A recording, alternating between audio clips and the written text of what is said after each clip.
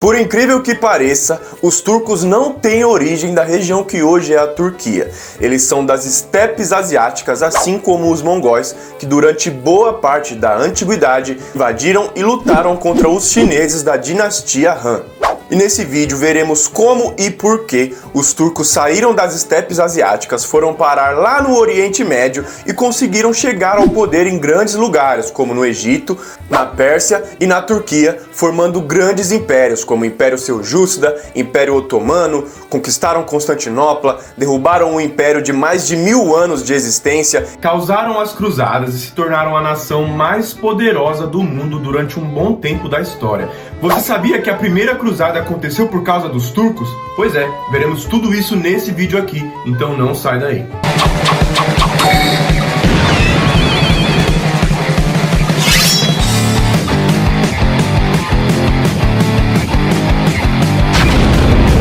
Fala galera, beleza? Sejam todos muito bem-vindos a mais um vídeo. Se você não me conhece, meu nome é Renato e é muito bom ter você por aqui. As primeiras civilizações a surgirem no mundo começaram a se desenvolver no Oriente Médio, na Mesopotâmia, no Egito, e dali parte o desenvolvimento da humanidade. A Turquia fica bem próxima dali, porém durante toda a antiguidade ela se chamava Anatólia, que foi povoada por muitos povos diferentes. E os turcos só começaram a aparecer na região no século 7 depois de Cristo.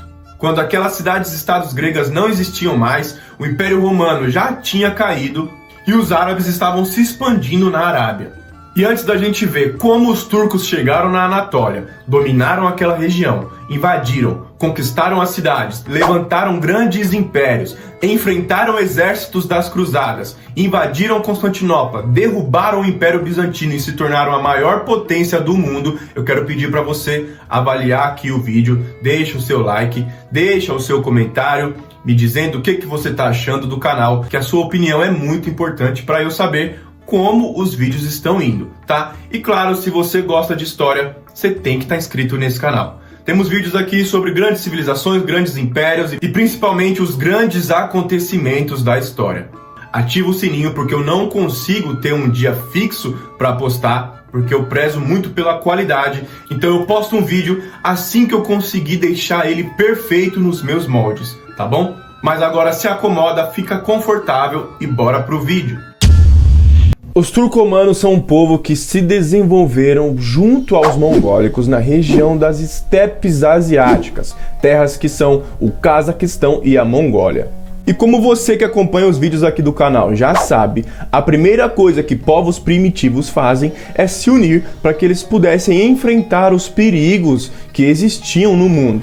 E logo vários clãs foram surgindo, clãs mongóis e clãs turcos, que viviam como nômades naquela região, vivendo da pesca, da caça, em acampamentos, em aldeias, como clãs mesmo, onde, se necessário, eles levantavam o acampamento e migravam para outras regiões, daí que vem o nome nômade.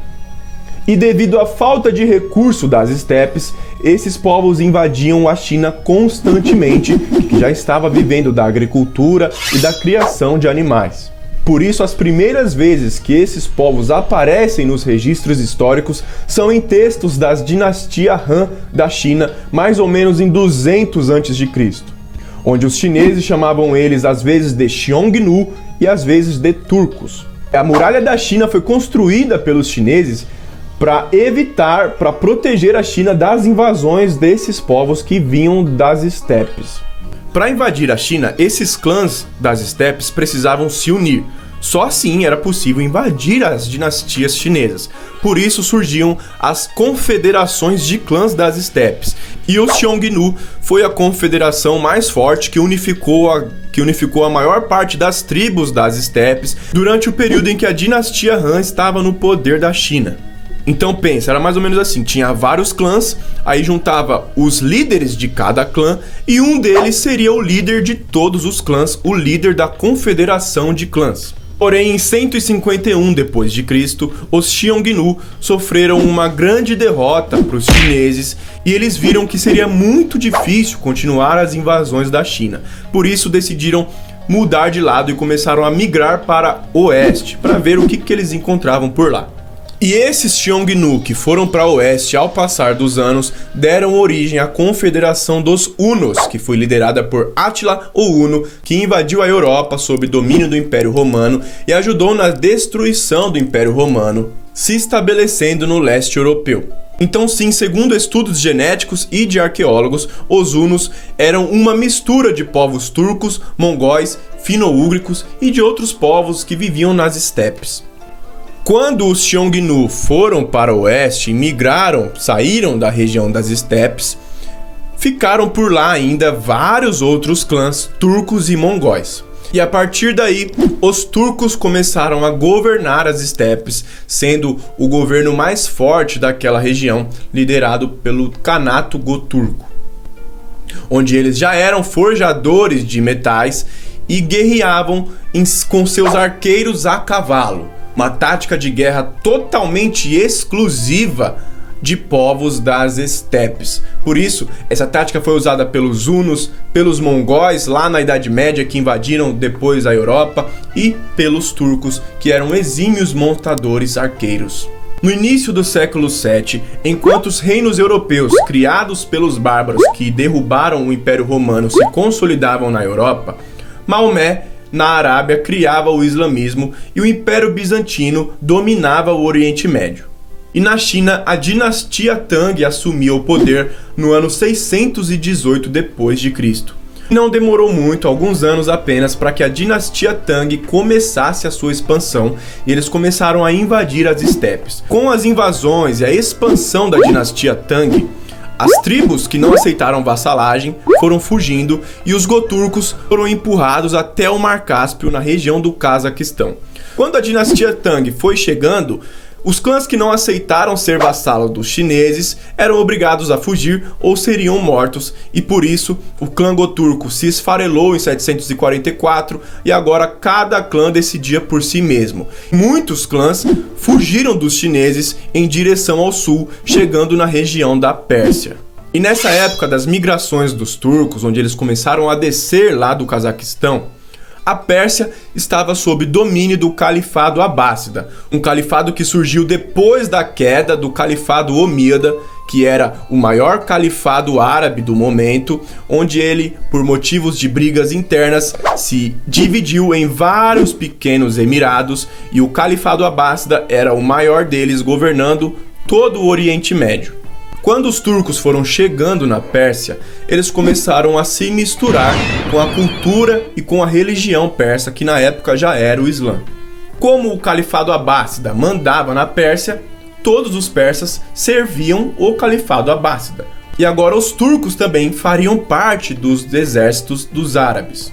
E em 977, um oficial turco chamado Sabuketegin faz uma revolta com guerreiros turcos, toma o poder que era dos Samânidas, depois eles destroem os Safáridas e fundam o Império Gaznévida, onde os turcos agora estariam no controle da Pérsia.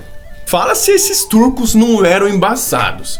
Os caras ficavam só ali, comendo pelas beiradas, só esperando alguém moscar, alguém dar uma brecha e depois, o tempo foi passando, os turcos gaznévidas, controlando a região da Pérsia, começaram a receber invasões de outros povos turcos que fizeram o mesmo processo, vindo lá do Cazaquistão para a região da Pérsia, e esses eram os clãs seljúcidas, os turcos seljúcidas, que depois de algumas batalhas entre eles, cercam a cidade de Ispan em 1051, e derrotam os Gaznévidas, fundando assim o Império Turco Seljúcida, assumindo o poder da região.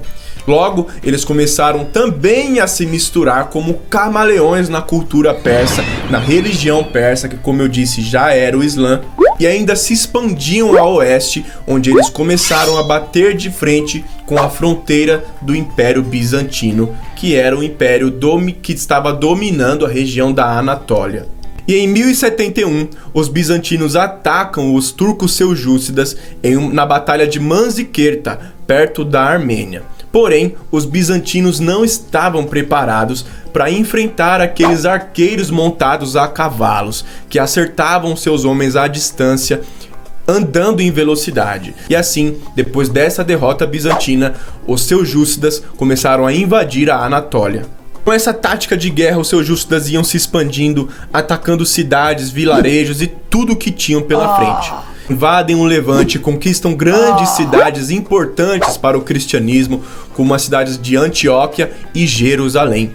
E em 1077, eles fundam o Sultanato de Rum na cidade de Niceia, uma cidade que fica próximo a Constantinopla, a capital do Império Bizantino, que agora estava em choque, com muito medo da invasão e da ameaça turca, que cada vez mais se aproximava dos territórios e da capital bizantina. Nessa época, em 1077, é a época que estava começando o auge da Idade Média e da Era Medieval. Os reinos da Europa, como o Reino da França, Reino da Inglaterra, já existiam. Reino de Portugal, Reino de Castela e Reino de Aragão, que depois vieram a ser a Espanha, estavam se consolidando também na Península Ibérica. O Sacro Império Romano Germânico já era uma grande potência europeia. E também os estados papais, onde o Papa era um chefe de estado, contava com exércitos para ele e ele era o homem mais poderoso do mundo. O Papa tinha tanta influência que se ele decidisse que tal império, tal rei era um infiel, era um homem do diabo, ele conseguia fazer principalmente os reis da França invadirem aquele homem porque ele estava contra os princípios de Cristo. Os turcos estavam colocando tanto medo nos bizantinos que o imperador Alepo Comneno pede ajuda ao Papa Urbano II, dizendo que os turcos e os muçulmanos eram uma ameaça à cristandade e estavam prestes a erradicar o cristianismo do Oriente Médio, o que era verdade. O Papa decide ajudar e convoca um grande exército, fazendo assim a primeira cruzada acontecer, onde os exércitos cruzados chegam em Constantinopla no ano de 1096.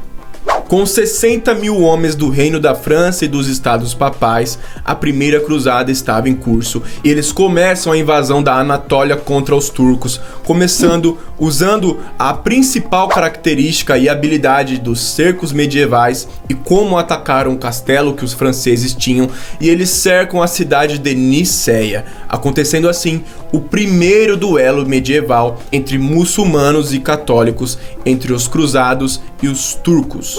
Os cruzados conquistam a cidade de Niceia e depois conseguem derrotar vários exércitos turcos, recuperando boa parte da Anatólia, que nessa época virou um caos total. Era dividida entre exércitos turcos, entre exércitos cruzados, um caos, rebeldes, gente que tinha que passar por ali para comercializar, mercadores. Imaginem o caos no auge da Idade Média, acontecendo na região da Anatólia. Depois da Anatólia, os cruzados continuaram com sua missão, que tinha como destino e objetivo a cidade de Jerusalém. Uma a uma, eles foram conquistando as cidades na Terra Santa: Edessa, Antioquia, Trípoli e depois Jerusalém. Com isso, eles não podiam simplesmente conquistar e abandonar aquela cidade. Então eles fundam os Estados Cruzados, que deu origem ao Reino Latino de Jerusalém, Principado de Antioquia, Condado de Edessa e Condado de Trípoli, onde eram resistência cristãs aos muçulmanos que viviam próximo àquelas regiões, próximo àquelas cidades. E daí, galera, inicia o grande período das cruzadas nas lutas pela Terra Santa, onde era um caos total nessa região. Por quê? Os exércitos muçulmanos, ou de turcos ou de árabes, invadiam cidades, depois o Papa convocava uma cruzada e os reis lá da Europa vinham para cá recuperar e ficaram durante anos nesse perde e ganha de cidades para os dois lados. É nesse tempo que o Império Aiúbida de Saladino invade o reino de Jerusalém. E esse episódio que conta no filme As Cruzadas, é aquela invasão do filme As Cruzadas. Se você assistiu, comenta aí. E durante esse grande período das cruzadas, que durou mais ou menos uns 4 séculos, os turcos seljúcidas conseguiram manter a maior parte de seus territórios. Porque os cruzados, quando eles vinham lá da Europa, o destino deles era a Terra Santa. Eles não iam marchar para a Pérsia, em direção à Arábia.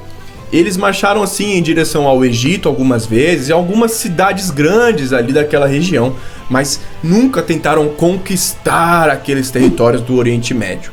Porém, no início do século XIII, em 1206, Gengis Khan unifica as tribos mongóis lá nas estepes asiáticas e começam a se expandir. Logo, os mongóis conquistaram tantos territórios que se tornaram a nação mais poderosa do mundo. E em 1243, eles invadem do Cazaquistão até a Pérsia, onde eles bateram de frente com os turcos seljúcidas. Os mongóis vencem os seljúcidas e agora todo aquele território da Pérsia e da Turquia seria dos mongóis e os turcos recebiam ordens deles.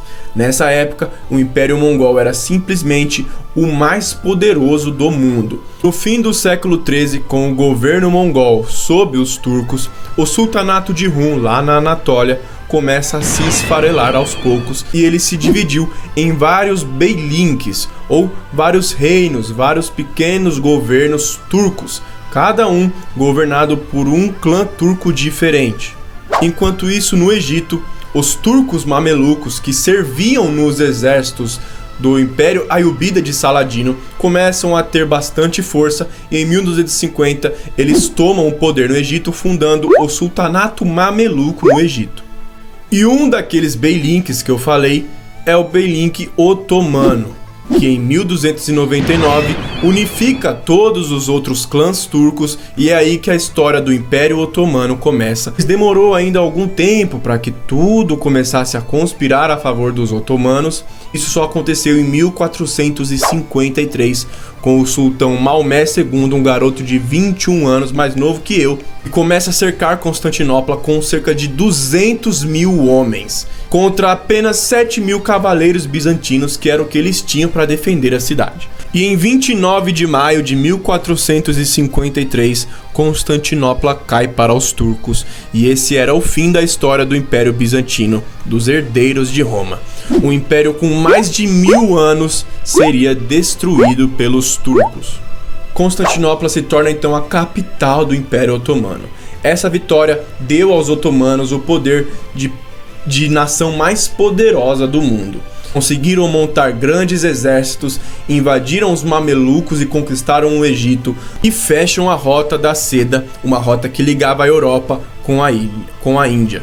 E isso, meus amigos, mudou o mundo de uma forma gigantesca. Por quê? Os europeus estavam totalmente acostumados com produtos que vinham da Índia. E agora, com esse bloqueio causado pelos otomanos lá no Oriente Médio, lá na Turquia, os europeus precisavam encontrar outra forma de ir para a Índia, outra rota de comércio com as Índias.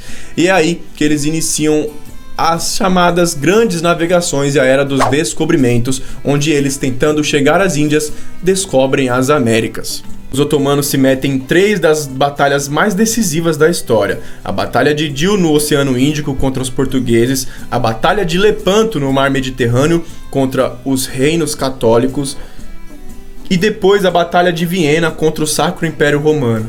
Só que na época dessa Batalha de Viena, o Império Otomano já tinha perdido o seu poderio mundial. Já não era mais a grande potência que era no século XVI, devido à ascensão dos europeus, que quando começaram a colonizar as Américas, se tornaram as grandes potências do mundo. Portugal, depois Espanha, depois Holanda e depois a Inglaterra. Mas os otomanos ficam de pé até 1922, quando eles, escolhendo o lado errado na Primeira Guerra Mundial, saem perdedores e com isso todo o império é esfarelado e eles têm que fundar a República da Turquia em 1923, um estado próprio para os turcos. E galera, eu sei que a gente não se aprofundou na história do Império Otomano, porque senão esse vídeo ia ficar grande demais, tá? Mas aguardem que terá um vídeo futuro só sobre o Império Otomano mais pra frente. Antes da gente finalizar, eu quero agradecer a cada um de vocês que vem assistindo os vídeos, que vem se inscrevendo no canal. Nesse momento aqui, o canal está com 5 meses de vida e já atingimos quase 15.000 inscritos. Ele já está monetizando, já estou conseguindo ganhar dinheiro com as visualizações de vocês. Eu só tenho a agradecer. Só que uma coisa que vocês não sabem é que eu só tô conseguindo fazer o YouTube mostrar os meus vídeos para as pessoas, só tô conseguindo fazer o meu canal crescer porque eu sigo um método que eu aprendi com Peter Jordan. É um dos maiores YouTubers do mundo, ele é um brasileiro e ele é dono de mais de 5 canais de sucesso. Tem canal dele com 12 milhões de inscritos. E em todos esses canais, ele aplica um método que ele desenvolveu há 10 anos já de jornada no YouTube. E eu só tive coragem para começar aqui o meu canal depois que eu estudei com ele. Nesse método ele ensina o que a gente tem que fazer para crescer um canal no YouTube sem depender da sorte. Esse método chama YouTube sem aparecer, porque ele foi desenvolvido para pessoas que não querem aparecer, ou como é aqui no caso do Saber Mais, onde eu sou o apresentador. E se você tem uma profissão como advogado, dentista, médico, terapeuta, criando um canal no YouTube, passando o seu conhecimento para as pessoas, você vai conseguir lotar sua agenda e ainda vai ganhar dinheiro com as visualizações. Então pensa nisso, abra os seus horizontes para esse mundo, porque é o futuro, galera. E o melhor de tudo, não é caro, galera. Menos de R$300, não é aqueles cursos de 500, R$1.000 que a gente vê por aí. Não é. Vou deixar o link na descrição e nos comentários para você acessar o passo a passo para crescer um canal no YouTube sem aparecer ou aparecendo como apresentador e gerar dinheiro com isso. Então, se você não está inscrito no canal, já se inscreve para não perder os próximos vídeos. E eu peço para você, por favor, comenta aqui o que você achou, o que você achou da história dos turcos, o que vocês pensam sobre esses guerreiros nômades das estepes que conseguiram uma ascensão tão grande no mundo, criando grandes impérios. É realmente fantástico, não é verdade, galera? Se você gostou, deixa o seu like no vídeo. Se não gostou, deixa o seu dislike. E é isso. Um forte abraço a todos vocês. Tudo de melhor sempre. Até o próximo vídeo.